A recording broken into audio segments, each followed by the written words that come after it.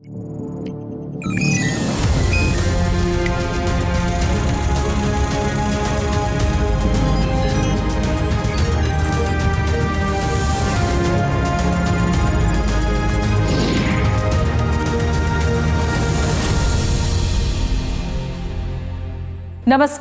विज्ञान, प्रौद्योगिकी, आविष्कार और नवाचार की खबरों के कार्यक्रम ज्ञान विज्ञान में आप सभी का स्वागत है। मैं हूं प्रीति सिंह।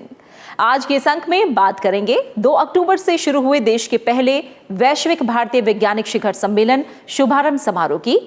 बताएंगे राष्ट्रीय डेयरी अनुसंधान संस्थान द्वारा क्लोनिंग तकनीक से पैदा नए कटड़े तेजस के बारे में।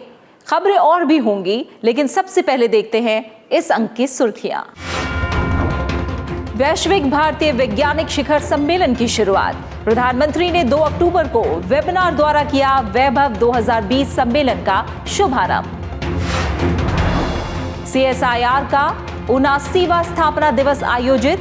कोरोना संकट के दौरान CSIR प्रयोगशालाओं की पहलों और विकसित समाधानों की हुई सराहना। और भैंसों की ज्यादा दुधारू नस्ल तैयार करेगा तेजस। राष्ट्रीय डेयरी अनुसंधान संस्थान द्वारा क्लोनिंग तकनीक से जन्मा मुर्राह नस्ल का एक और कटड़ा। और सोलर पैनल के लिए सोलर ट्रैकिंग सिस्टम विकसित। CSIR सीरी के वैज्ञानिकों ने सूरजमुखी फूल की तर्ज पर तैयार की नवीन तकनीक। 2 अक्टूबर को प्रधानमंत्री नरेंद्र मोदी ने भारत के पहले वैश्विक भारतीय वैज्ञानिक शिखर सम्मेलन यानी वैभव 2020 का शुभारंभ किया। वेबिनार द्वारा आयोजित इस समारोह में विज्ञान और शिक्षा के क्षेत्र से जुड़े गणमान्य लोग भी शामिल रहे।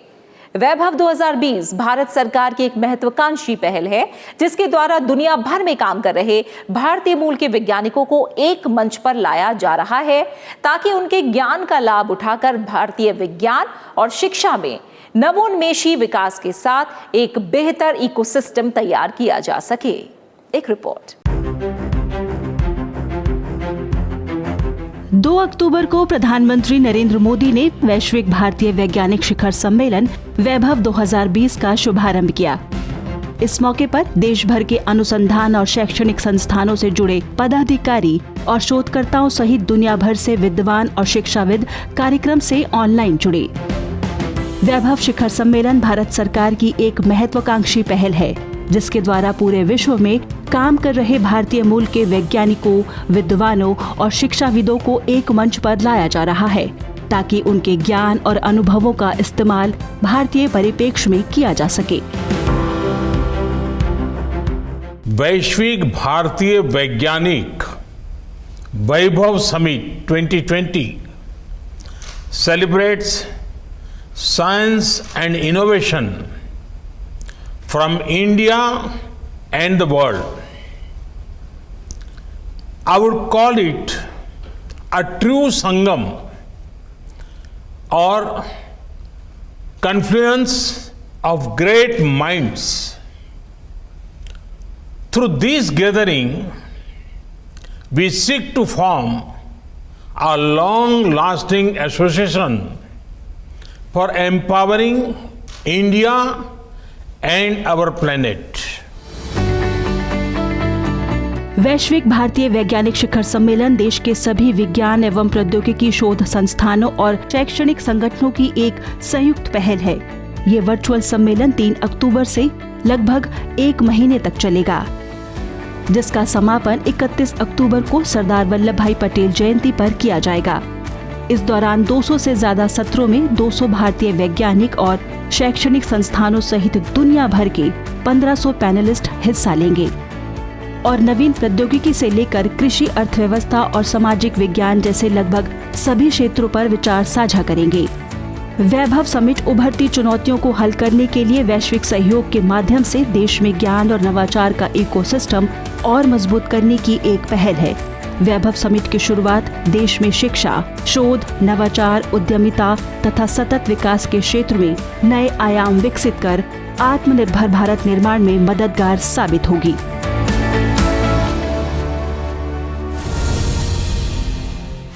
छब्बीस सितंबर को वैज्ञानिक और औद्योगिक अनुसंधान परिषद ने अपना 79वां स्थापना दिवस मनाया। दिल्ली में आयोजित एक समारोह में केंद्रीय मंत्री डॉक्टर हर्षवर्धन और CSIR के महानिदेशक डॉक्टर शेखर सी मांडे सहित कई पदाधिकारी शामिल हुए। वहीं पूरे देश से संबंधित लोगों को कार्यक्रम से ऑनलाइन जोड़ा गया। इस मौके पर देश के प्रतिष्ठित शांति स्वरूप भटनागर पुरस्कार विजेताओं के नामों की भी घोषणा की गई। कार्यक्रम पर ज्ञान विज्ञान की एक रिपोर्ट।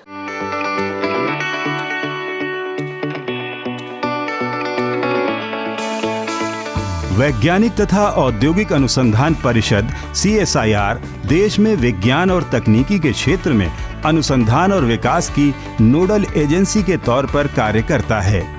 देश में नवोन्मेषी विकास के लिए साल 1942 में CSIR की स्थापना की गई थी और आज पूरे देश में इसकी 38 राष्ट्रीय प्रयोगशालाएं, 39 दूरस्थ केंद्र, 3 नवोन्मेषी कॉम्प्लेक्स और 5 यूनिट समसामयिक अनुसंधान, विकास और इंजीनियरिंग संगठन नेटवर्क के तौर पर काम कर रही हैं।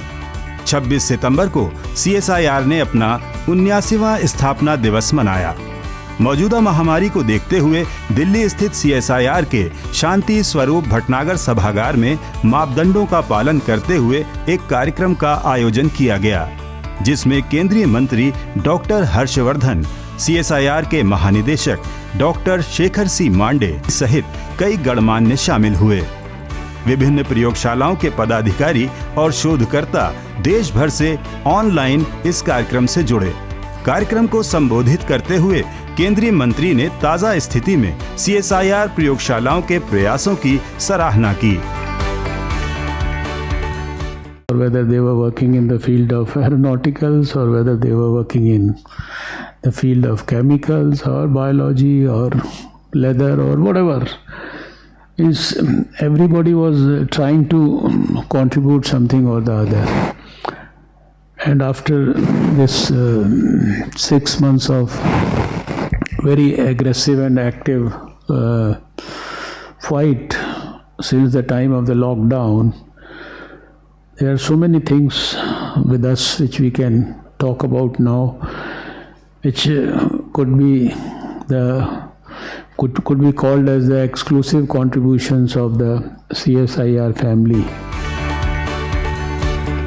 कोविड महामारी के दौरान CSIR की प्रयोगशालाओं ने संक्रमण के खिलाफ नैदानिक जांच, उपचार, चिकित्सीय उपकरण और वैक्सीन निर्माण में अहम रोल अदा किया।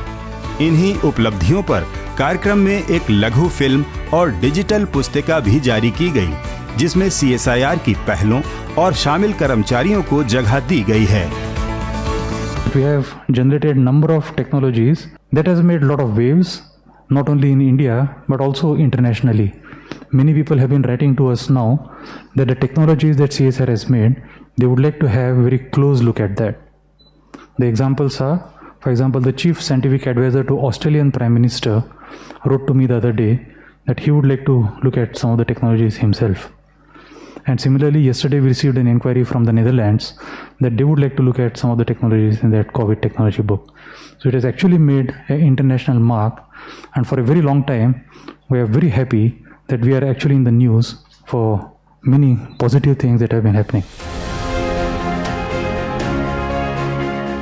इस मौके पर विज्ञान और प्रौद्योगिकी के क्षेत्र में देश के प्रतिष्ठित शांति स्वरूप भटनागर पुरस्कारों की भी घोषणा की गई, जिनमें साल 2020 के लिए doctor Shubhdeep Chatterjee, doctor Vatsala Thirumalai, doctor Jyotirmayee Das, doctor Subi Jacob George, doctor Abhijit Mukherjee, doctor Suryendu Dutta, doctor Amol A Kulkarni, doctor Kinshuk Das Gupta, doctor Rajat S Hazra, doctor UK Anand Vardhan, doctor Bushra Atiq, doctor Ritesh Agarwal, doctor Rajesh Ganapathy और डॉक्टर सुरजीत धरा के नामों की घोषणा की गई। साथ ही स्थापना दिवस के मौके पर कई अन्य पुरस्कारों की भी घोषणा की गई, जिनमें स्कूली बच्चों के लिए CSIR नवाचार पुरस्कार 2020, CSIR युवा वैज्ञानिक पुरस्कार 2020, CSIR प्रौद्योगिकी पुरस्कार, ग्रामीण विकास के क्षेत्र में साल 2017, 18 और 19 के लिए CSIR S&T इनोवेशन पुरस्कार, CSIR डायमंड जुबली प्रौद्योगिकी पुरस्कार, और GN रामचंद्रन जैव विज्ञान SNT gold medal for excellence 2020 शामिल थे। वैज्ञानिक तथा औद्योगिक अनुसंधान परिषद पिछले 7 दशकों से देश की जरूरतों के अनुसार वैज्ञानिक निदान देता आया है। CSIR ने अपनी प्रयोगशालाओं के द्वारा विज्ञान एवं प्रौद्योगिकी के क्षेत्र में एक बेहतर इकोसिस्टम तैयार किया है और आज भी नवाचार को प्रोत्साहित कर मौजूदा चुनौतियों के लिए देश को आत्मनिर्भर बना रहा है। इसमें कोरोना जैसी महामारी से निपटने के लिए बहुत कम समय में CSIR द्वारा तैयार किए गए विश्व स्तरीय समाधान उल्लेखनीय हैं।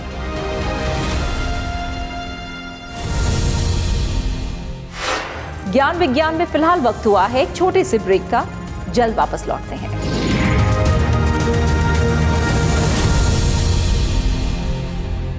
ज्ञान विज्ञान में आप सभी का एक बार फिर से स्वागत है। राष्ट्रीय डेयरी अनुसंधान संस्थान करनाल देश में पशुओं की बेहतर नस्ल तैयार करने की दिशा में अग्रसर है। क्लोनिंग तकनीक में अग्रणी इस संस्थान ने हाल ही में क्लोनिंग द्वारा जन्मे कटड़े का नामकरण किया। NDRI के वैज्ञानिकों के मुताबिक मुर्रा प्रजाति के इस कटड़े द्वारा भैंसों की दुधारू नस्ल तैयार की जा सकेगी। इससे देश में दूध की बढ़ती मांग को पूरा करने में सहायता मिलेगी। ज्ञान विज्ञान की एक रिपोर्ट। करनाल स्थित राष्ट्रीय डेयरी अनुसंधान संस्थान भारत के प्रमुख वैज्ञानिक अनुसंधान संस्थानों में से एक है, जो दशकों से पशुओं की नस्ल और डेयरी उत्पाद विकास की दिशा में कार्य कर रहा है और दुनिया का पहला संस्थान है जिसने भैंसों में नवीन क्लोनिंग तकनीक की शुरुआत की। संस्थान ने इसी साल जून में क्लोनिंग द्वारा 16वां कटड़ा पैदा किया, जिसे हाल ही में तेजस नाम दिया गया है। मुर्राह नस्ल के इस कटड़े को एक भैंसे के कान के सेल द्वारा विकसित किया गया। NDRI के वैज्ञानिकों के मुताबिक इस क्लोन कटड़े के सीमन से पैदा कटड़ियां ज्यादा दुधारू होंगी, जो एक दिन में 10 से 12 लीटर दूध देंगी। हमारा जो क्लोन के द्वारा जो बच्चे पैदा किए हैं और उनके बाद जो ये आगे सांड बनेंगे, इसके सेमन को जब भी हम इस्तेमाल करेंगे तो उससे जो भी भैंसें गाभिन होंगी और वो भैंस से गाभिन होकर जो आगे उनसे जो कटड़ी बनेंगी, जो भैंस में आएंगे तो वो कम से कम दुगना दूध देंगे। अभी आज तक जो एवरेज जो दूध का जो प्रोडक्शन है भैंस में, जो मुर्रा भैंस की हम बात करते हैं, तो 6 से 8 लीटर है पर डे। और ये जब इसके द्वारा हम कम से कम 12 लीटर 10 से 12 लीटर हमारा दूध का उत्पादन होगा।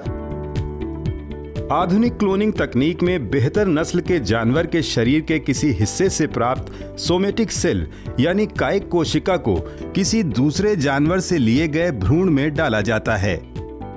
भ्रूण के केंद्रक या DNA को सुई द्वारा पहले निकाल दिया जाता है और उसमें कायिक कोशिका के केंद्रक को डाला जाता है। इसके बाद निषेचन क्रिया के लिए विद्युत तरंगों के प्रवाह द्वारा कोशिकाओं का विभाजन शुरू किया जाता है और फिर इस भ्रूण को किसी मादा के गर्भ में आरोपित कर बिल्कुल उसी नस्ल और गुण का क्लोन पशु प्राप्त किया जाता है। तो इस टेक्नोलॉजी में हम उस साइड का कोई भी जेनेटिक मटेरियल नहीं होता, केवल जिस एनिमल का हमें क्लोन करना होता है उसका जेनेटिक मटेरियल होता है। और ये जब एम्ब्रियो तैयार होता है तो इसको हम सरोगेट एनिमल में ट्रांसफ़र करते हैं। तो इससे जो बच्चा पैदा होता है वो हूबहू उसका जेनेटिक मटेरियल जिस एनिमल से हम सेल्स लेते हैं उसकी तरह होता है। तो इस टेक्नोलॉजी से हम एक तरह से बोल सकते हैं जैसे हम जीरोक्स कॉपी करते हैं और एक पेज का जीरोक्स करते हैं, उसी तरह इस टेक्नोलॉजी से हम एक जो एनिमल जो उच्च गुणवत्ता वाला है, जिसमें कि या तो मेल है जो अच्छा सीमेन देता है या फीमेल है जो अच्छा दूध देती है, हूबहू उसकी कॉपी हम प्रोड्यूस करते हैं। राष्ट्रीय डेयरी अनुसंधान संस्थान का फोकस नस्ल सुधार पर रहा है ताकि उम्दा नस्ल के पशुओं से बेहतर दूध उत्पादन का लक्ष्य हासिल किया जा सके, जो कि बढ़ती जनसंख्या को देखते हुए देश की जरूरत है। संस्थान के अनुसार 2021-22 में गर्भाधान के लिए सीमेन की 14 करोड़ डोज की जरूरत होगी, जबकि अभी उपलब्धता महज 8.5 करोड़ है। ये कमी क्लोन तकनीक से दूर की जा सकती है, क्योंकि क्लोन तकनीक से विकसित भैंसे से वर्ष में 5000 सीमेन डोज तक लिए जा सकते हैं। जिनसे 1250 गर्भाधान कराए जा सकते हैं, जबकि सामान्य भैंसे से वर्ष में अधिकतम 100 से 150 बार ही गर्भाधान कराया जा सकता है। जो हमारा एक जो अच्छा जो है सांड है, भैंसा है, उसका जो वीर्य जो है उसको इस्तेमाल में लाने की ज़रूरत है, क्योंकि उससे जितने भी बच्चे पैदा होंगे, जो भी कटड़ियाँ होंगी, वो जब दूध में आएंगे तो वो अच्छा दूध देंगे, अच्छे। तो इसको ध्यान में रखते हुए हम ये चाहते हैं कि ऐसे बुल पैदा किए जाएं, और इस समय पूरे देश को बुल की भी आवश्यकता है। लगभग हमें 8000 के लगभग बुल की इस समय जो आवश्यकता है, और हमारे पास अभी लगभग 3500 के लगभग हमारे पास इसमें बुल है। अभी मुर्राह नस्ल की भैंसें औसतन 6 से 8 लीटर दूध देती हैं, जबकि क्लोन कटड़े तेजस से पैदा की जाने वाली कटड़ियां प्रतिदिन 10 से 12 लीटर दूध देंगी। इस तरह देश में दुग्ध उत्पादन कई गुना बढ़ जाएगा, साथ ही किसानों को भी फायदा पहुंचेगा। NDRI में 2009 में पहली क्लोन कटड़ी गरिमा का जन्म हुआ था। उसके बाद से लगातार संस्थान इस दिशा में बेहतर विकास कर रहा है। इसी कड़ी में संस्थान अगले साल क्लोनिंग से और भी कटड़े पैदा करने की योजना पर काम कर रहा है।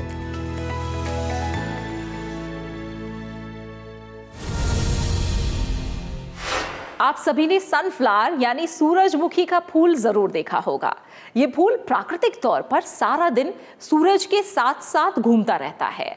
अब इसी फूल से प्रेरणा लेकर CSIR के केंद्रीय इलेक्ट्रॉनिकी अभियांत्रिकी अनुसंधान संस्थान ने एक सोलर ट्री के लिए दोहरे एक्सिस वाला सोलर ट्रैकिंग सिस्टम विकसित किया है। सीरी के शोधकर्ताओं का दावा है कि ये तकनीक सौर ऊर्जा की उत्पादन क्षमता को 100% तक बढ़ा देगी। क्या है ये प्रणाली और कैसे काम करती है, जानने के लिए देखते हैं ये रिपोर्ट।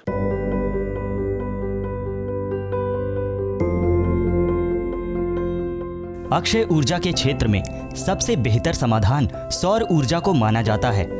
इसीलिए स्वच्छ ऊर्जा के तौर पर सौर ऊर्जा को काफी बढ़ावा दिया जा रहा है। वैज्ञानिक इस ऊर्जा के इस्तेमाल को और दक्ष बनाने के लिए लगातार कार्य कर रहे हैं।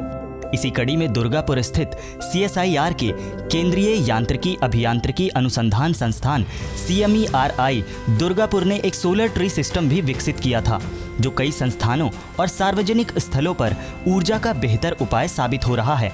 लेकिन इस क्षेत्र में सबसे बड़ी ज़रूरत सूर्य की ऊर्जा के ज़्यादा से ज़्यादा दोहन वाली तकनीक की महसूस की जा रही है, क्योंकि ज़्यादातर स्ट्रीट लाइट या सोलर ट्री और घरों में लगने वाले सोलर पैनल एक दिशा में लगाए जाते हैं और स्थिर होते हैं, और सूर्य की दिशा बदलने के चलते दिन में कई घंटे सूर्य की पूरी ऊर्जा नहीं ले पाते। अब वैज्ञानिक तथा औद्योगिक अनुसंधान परिषद के पिलानी स्थित केंद्रीय इलेक्ट्रॉनिकी अभियांत्रिकी अनुसंधान संस्थान सीरी ने सोलर ट्री के लिए दोहरे एक्सिस वाला सोलर ट्रैकिंग सिस्टम विकसित किया है। वैज्ञानिकों के मुताबिक इस प्रणाली वाले सोलर पैनल स्थिर पैनलों के मुकाबले 100% ज़्यादा ऊर्जा उत्पादन कर सकते हैं। जो भी सोलर पैनल लगे होते हैं वो फिक्स पैनल पे फिक्स होते हैं। उसकी वजह से क्या होता है कि सुबह से लेकर और 10-11 बजे तक की जो लाइट इंटेंसिटी है, सनलाइट है, वो तिरछी पड़ने से पावर बहुत कम जनरेट होती है, और जैसे ही सूरज पैनल के परपेंडिकुलर आता है तो मैक्सिमम पावर हमारे को मिलती है। उसी को ध्यान में रखते हुए और सनफ्लावर की जो टेक्निक होती है घूमने की, उसको यूज करते हुए ये sunflower type multipurpose dual axis solar tracking system बनाया है, जिसमें सोलर पैनल है। आपने देखा होगा खेतों में लगे सूरजमुखी फूल सुबह से शाम तक सूर्य के साथ साथ उसकी दिशा में घूमते रहते हैं। सीरी के वैज्ञानिकों ने इसी प्रकृति को तकनीक में विकसित कर एक तरह का फ्लेक्सिबल स्टैंड तैयार किया है, जिस पर सोलर पैनल लगाया जाता है। पैनल पर खास किस्म का हाई सेंसिटिव सेंसर लगाया गया है, जो सूर्य को ट्रैक करता है। इस तरह सेंसर से मिले निर्देश के अनुसार फ्लेक्सिबल स्टैंड घूमता है और पैनल लगातार सूर्य की दिशा में बना रहता है। इस प्रणाली का उपयोग घरों, स्ट्रीट लाइट, सोलर ट्री या सौर ऊर्जा आधारित वाहनों में किया जा सकता है। जैसे ही सूरज उगेगा, सूरजमुखी के फूल की तरह से वो ये सोलर प्लेट को सूरज के सामने रख देगा। जैसे जैसे सूरज ऊपर जाता जाएगा, ये सोलर पैनल भी उसको ऑटोमेटिक उसको घूमता जाएगा ताकि वो हमेशा परपेंडिकुलर रहे।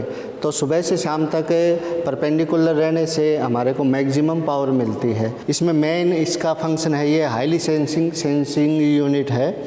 ये सूरज की पोजीशन को ट्रैक करता है। इसका पेटेंट सबमिट हो गया है और पूरे सिस्टम का पेटेंट है वो पाइपलाइन में अभी चल रहा है। CSIR का सीरी संस्थान अपने शोध और नवाचार के द्वारा लगातार जनउपयोगी समाधान विकसित करता है। इनमें इलेक्ट्रॉनिकी के क्षेत्र में वाटर फिल्टर तकनीक से लेकर nano sensor, microchip, micro hot plate आदि कई तकनीक शामिल हैं, जिनमें से कई तकनीक हस्तांतरण द्वारा उद्योगों को दी जा चुकी हैं और बाजार में उपलब्ध हैं। इस बहुउपयोगी master dual axis solar tracking system के लिए भी उद्योगों से बात की जा रही है ताकि इस तरह के पैनल सौर ऊर्जा उत्पादन की क्षमता बढ़ाकर उसकी उपयोगिता में बढ़ोतरी कर सकें।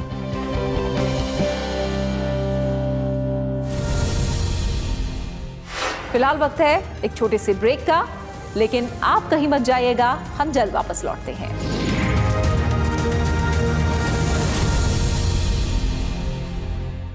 ब्रेक के बाद आपका स्वागत है। आप देख रहे हैं ज्ञान विज्ञान और अब आखिर में देखते हैं विज्ञान और प्रौद्योगिकी के क्षेत्र में देश और दुनिया की कुछ और ताजा गतिविधियां हमारे खास सेगमेंट साइंस एक्सप्रेस में।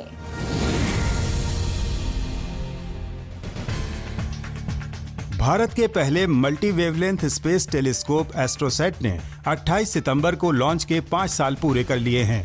28 सितंबर 2015 को इसरो ने एस्ट्रोसैट को श्रीहरिकोटा से प्रक्षेपित कर पृथ्वी की निचली कक्षा में स्थापित किया था। ये सुदूरवर्ती खगोलीय पिंडों के अध्ययन को समर्पित देश का पहला उपग्रह है, जिसे इसरो के मिशन ऑपरेशन कॉम्प्लेक्स द्वारा संचालित किया जा रहा है। एस्ट्रोसैट पर लगे अत्याधुनिक टेलीस्कोप और अन्य उपकरणों से मिले वैज्ञानिक आंकड़ों से भारत सहित बाहरी देशों के खगोल वैज्ञानिकों को ब्रह्मांड के कई रहस्य समझने में मदद मिली है।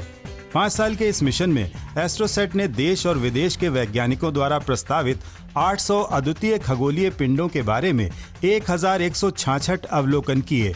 एस्ट्रोसैट ने तारों, उनके समूहों का पता लगाने के साथ साथ बड़े और छोटे उपग्रहों, मैगेलेनिक क्लाउड्स कहे जाने वाली मिल्की वे की आकाशगंगाओं की मैपिंग का काम किया।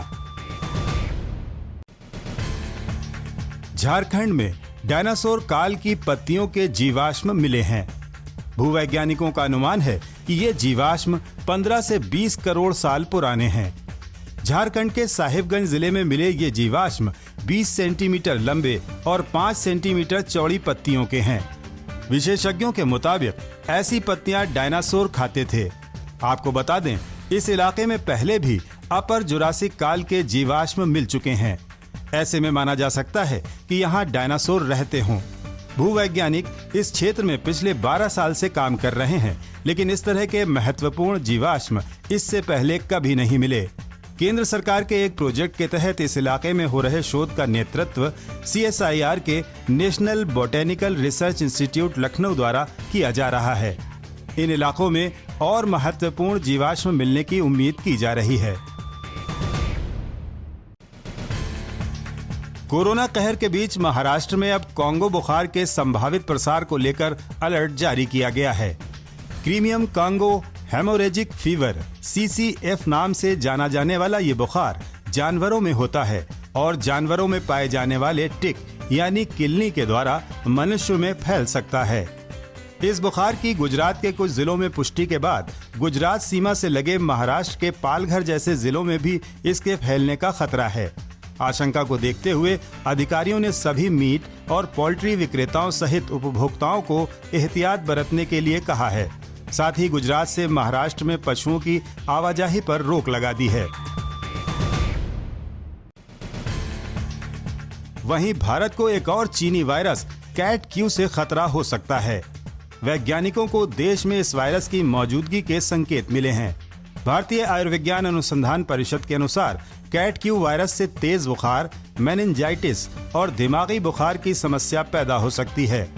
राष्ट्रीय विषाणु विज्ञान संस्थान पुणे के वैज्ञानिकों का कहना है कि चीन और वियतनाम में क्यूलेक्स मच्छरों और स्वरों में कैट क्यू वायरस पाया जाता है। भारत में भी इस मच्छर की प्रजाति का विस्तार होने से संक्रमण के खतरे की आशंका पैदा हो गई है। कई राज्यों के 883 नमूनों की जांच में 2 लोगों के नमूनों में इस वायरस की एंटीबॉडी पाई गई। हालांकि जांच के दौरान किसी व्यक्ति के शरीर में ये वायरस नहीं पाया गया। जलवायु परिवर्तन में तितलियों के अस्तित्व की कुंजी उनके रंगीन पंख हो सकते हैं। हाल ही में आए एक ब्रिटिश शोध के मुताबिक तितलियां अपने पंखों के द्वारा सूर्य की गर्मी को अवशोषित या प्रतिबिंबित करने की क्षमता रखती हैं और यही उनके जीवन और मृत्यु का विषय हो सकता है। अध्ययन में पाया गया कि अपने शरीर के तापमान को कम करने के लिए संघर्ष करने वाली प्रजातियां आमतौर पर छायादार स्थानों द्वारा सूर्य की पूरी गर्मी से खुद को बचाती हैं। इन प्रजातियों के जलवायु परिवर्तन और निवास स्थान की कमी से सबसे ज्यादा प्रभावित होने की संभावना है।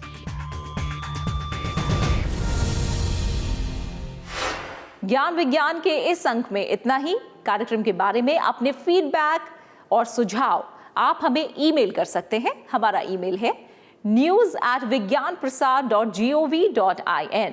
आप अपनी राय हमें डाक के द्वारा भी भेज सकते हैं। हमारा पता है विज्ञान प्रसार, 5वां तल, पृथ्वी भवन, लोधी रोड, नई दिल्ली 110003। विज्ञान, प्रौद्योगिकी, आविष्कार और नवाचार की ताजा जानकारियों के साथ अगले हफ्ते इसी वक्त इसी चैनल पर एक बार फिर हम हाजिर होंगे। बने रहिए हमारे साथ वैज्ञानिक सोच के साथ। नमस्कार।